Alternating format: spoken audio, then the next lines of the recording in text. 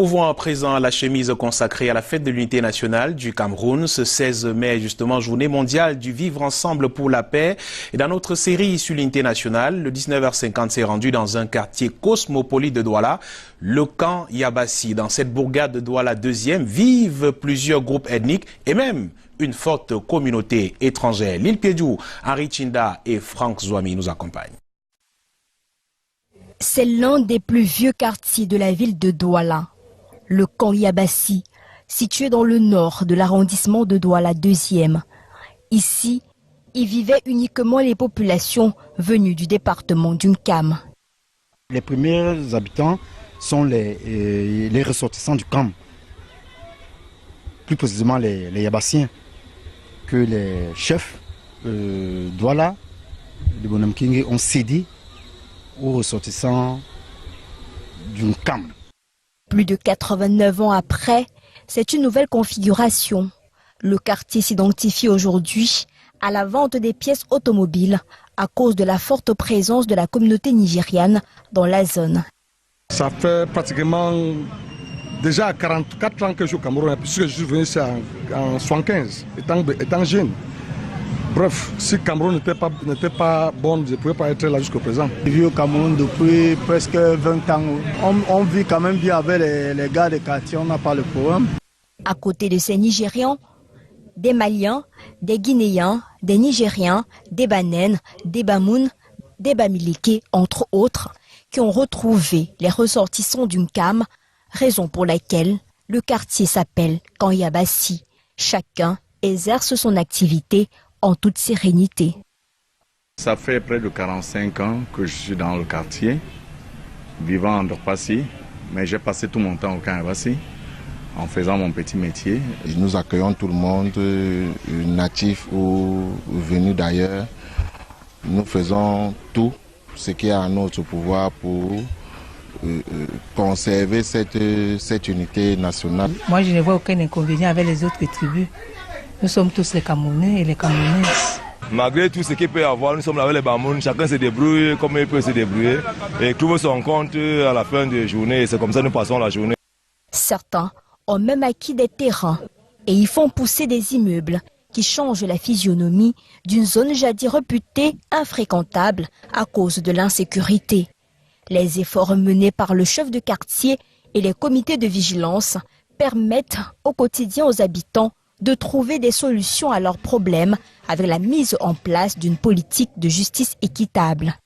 Pour empêcher qu'on doit avoir des violences, nous les assistons en tant que... Moi particulièrement, je fais partie d'abord d'un agent de comité de vigilance au camp Yabassi et que quand tout ça se passe, comme je suis toujours permanent à toute heure au niveau de la gare routière, on vient me saisir et je saisis nos grands frères, nos autorités du quartier. Pour dire à tous ceux qui croyaient que le camp Yabassi c'est leur héritage, que nous sommes au Cameroun, comme l'a dit bien le président Paul Biya, chaque Camerounais devait se sentir très bien chez lui, partout au Cameroun. Un climat de justice sociale, de paix a été cultivé de telle manière qu'aujourd'hui il est très difficile que vous sachiez au camp Yabassi qui est étranger. Pour continuer à préserver cette paix et cette unité nationale au camp Yabassi, à l'heure du multiculturel et des échanges entre communautés, les rapports entre voisins vont jusqu'aux échanges de plats de nourriture. J'essaie de manger toutes les nourritures des autres tribus, comme mes voisines aussi mangent ce que moi je fais. La diversité sociale et culturelle du camp Yabassi est un atout pour une vie harmonieuse dans un contexte où le vivre ensemble est devenu le leitmotiv pour un Cameroun où il fait bon vivre. Quittons le camp Yabassi à Douala et rendons-nous à l'ouest du pays, une réalité palpable et vivante à l'ouest Cameroun, l'unité nationale bien sûr, au regard de deux membres de deux composantes ethniques différentes de l'est et du littoral, écho justement de ces deux expériences différentes dans ce reportage de Walter Bertrand et Dimitri Kuantefokwa.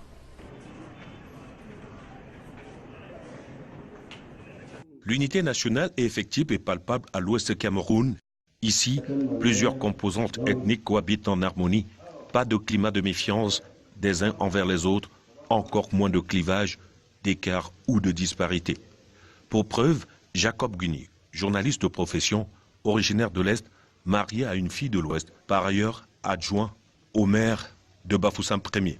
C'est indéniable que l'unité nationale est une réalité dans la région de l'Ouest Cameroun. La preuve, je suis originaire de l'Est, j'ai fréquenté dans le centre à Yaoundé où j'ai fait mes études universitaires. Je travaille à l'Ouest. J'ai épousé une fille de l'Ouest et je vis en parfaite harmonie avec les ressortissants de l'Est à Bafoussam. Et cette harmonie a fait en sorte que ces populations de l'Ouest, de Bafoussam en particulier, ont jeté leur dévolu sur ma modeste personne pour être parmi les membres de l'exécutif communal de la mairie de Bafoussam Ier en 2013. En plein cœur de la cité, Charles Gom Passant, infirmier retraité, propriétaire d'un cabinet de soins, 20 ans à Bafoussam, polygame. En dépit de tout ce qui se trame dans les réseaux sociaux pour amener les gens à se haïr, moi je trouve que l'unité nationale est une réalité. Une réalité parce que je vous disais tantôt que j'ai 3 épouses et tous ces enfants vivent en harmonie avec les enfants qui ne sont pas originaires du littoral. Parce que sinon, où mettrait-on nos enfants qui sont issus des mères Bamileke et des parents du littoral, les parents Sawa? Chacun cultive l'unité à son niveau dans cette partie du territoire. Parce que quand vous arrivez quelque part, vous devez respecter les us et coutumes de la localité. Je vous prends en Kassem. Chez nous, le chef traditionnel, on cause comme si nous étions des amis, on se salue avec la main. Mais ici, le chef traditionnel, on ne le salue pas avec la main. Il faut donc respecter cela. C'est ça aussi l'unité nationale qui est en quelque sorte le chapeau de l'intégration nationale.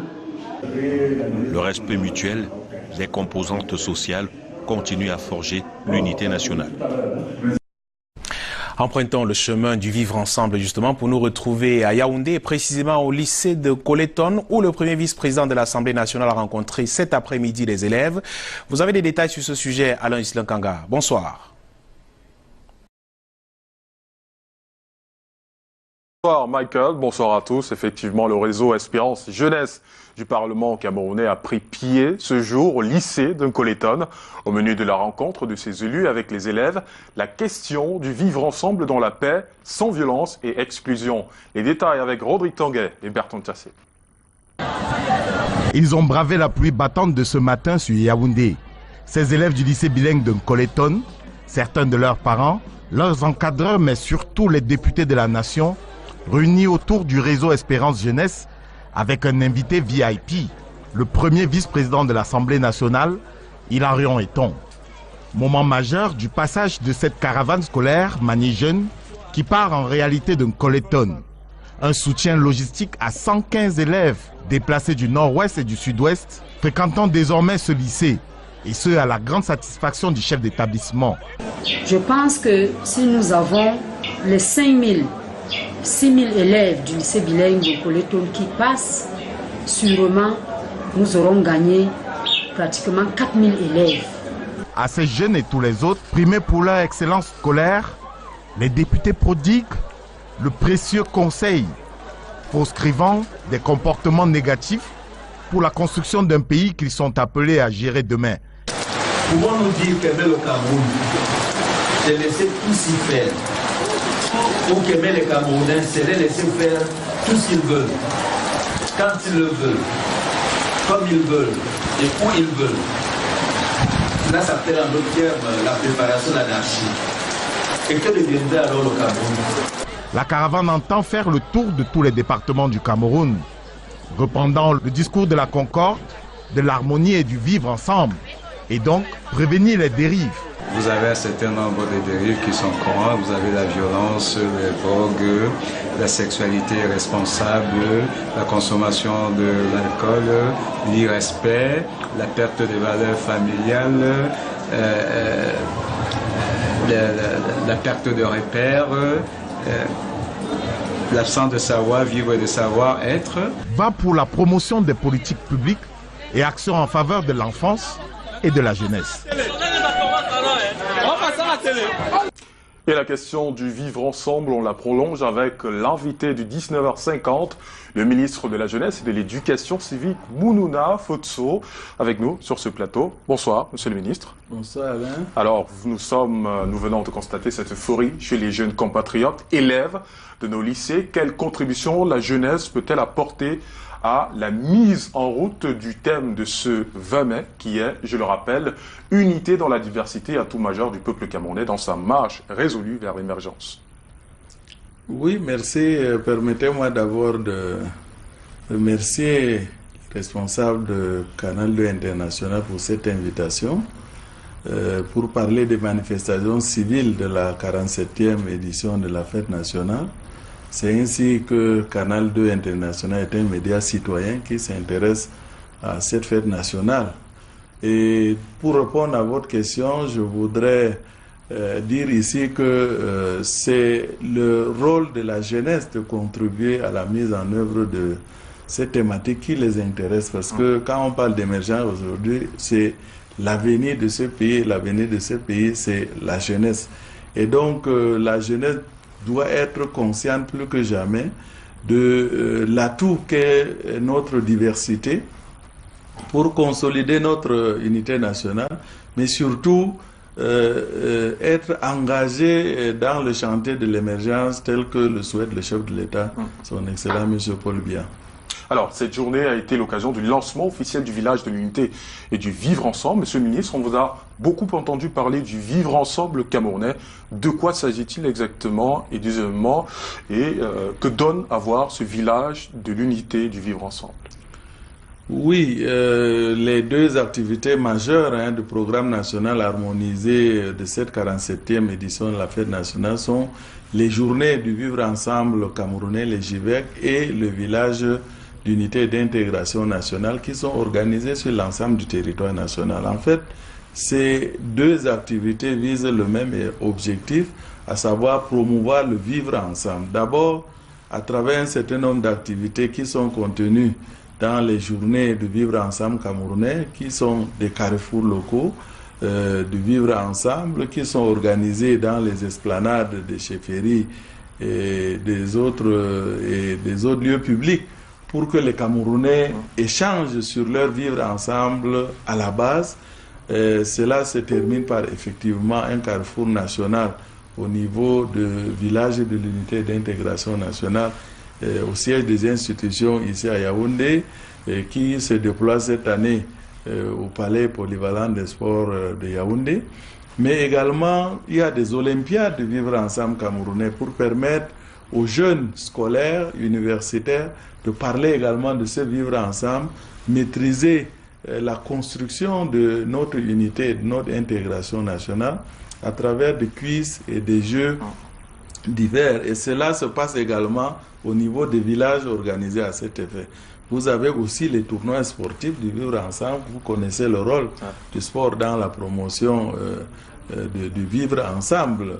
Vous avez également des soirées culturelles et également et surtout le chat online du vivre ensemble camerounais. Parce que vous savez, la majorité des jeunes aujourd'hui sont sur les réseaux sociaux. Et vous savez que cet outil aujourd'hui, le chef de l'État lui-même s'est approprié cet outil pour être plus près de ces populations. Donc il faudrait que les Camerounais puissent également parler de ce vivre ensemble camerounais sur la toile.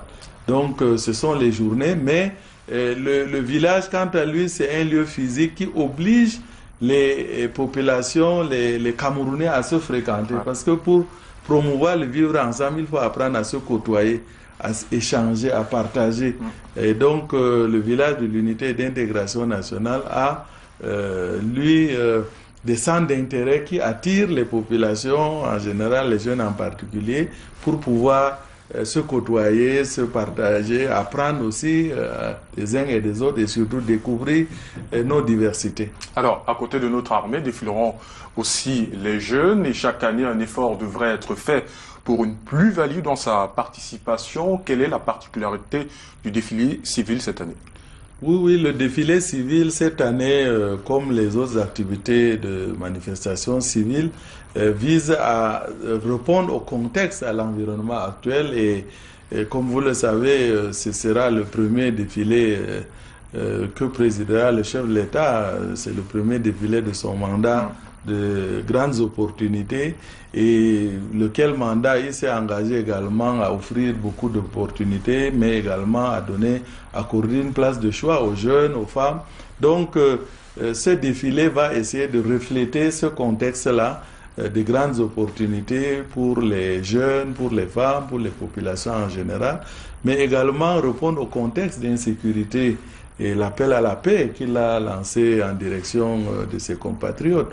Donc, vous avez par exemple le bouquet d'ouverture au niveau des sièges des institutions qui sera constitué d'un carré spécial des lions, des jeunes lions cadets qui venaient de remporter la Coupe d'Afrique des Nations. Donc, ceci pour montrer comment la diversité peut être un facteur de victoire pour les Camerounais et montrer le modèle aux autres Camerounais, aux autres jeunes, que unis dans la diversité, on peut voler de victoire en victoire.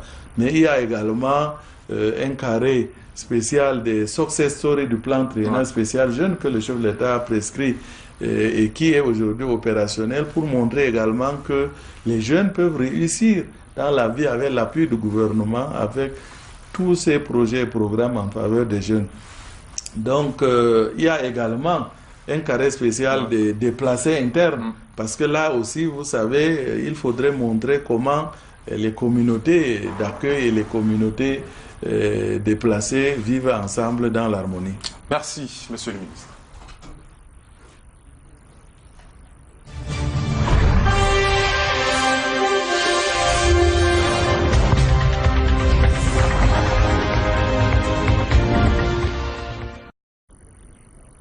Toute autre chose à présent.